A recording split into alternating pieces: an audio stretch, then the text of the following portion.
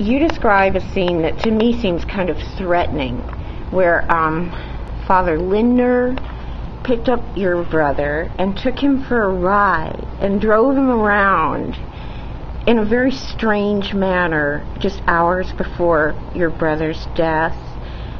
Can you describe that for me again? Well, it seemed like Father Lindner tricked him into accepting a ride. My brother asked Father Lindner to say a mass for him so that my brother could go to jury duty. And Father Lindner said, well, you say the mass and then I'll drive you. And so I think that my brother was very polite, and he would be reluctant to turn down this favor, which would put him in a small car with with a person who was credibly charged with sex abuse of young children. And my brother was very dedicated to young children. He had a kindergarten. He was responsible for a kindergarten in Taiwan.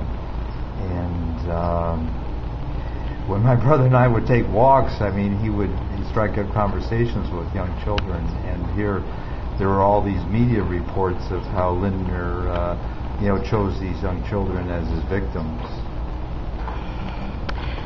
Did your brother mention to you Lindner before your brother's death? Did he mention Lindner to you as being a person who was kind of threatening? I believe he told me that he was concerned that he relied upon Lindner for some help with the computers, and he thought that Lindner had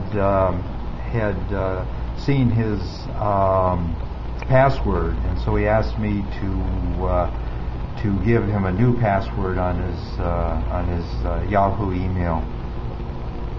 So he was already kind of not real comfortable about Lindner anyway.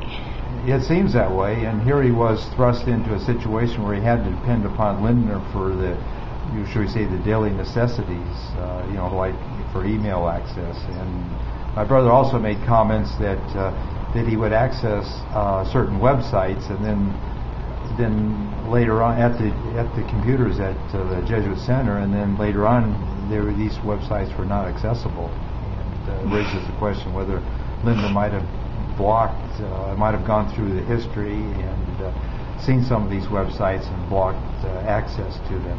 It's a question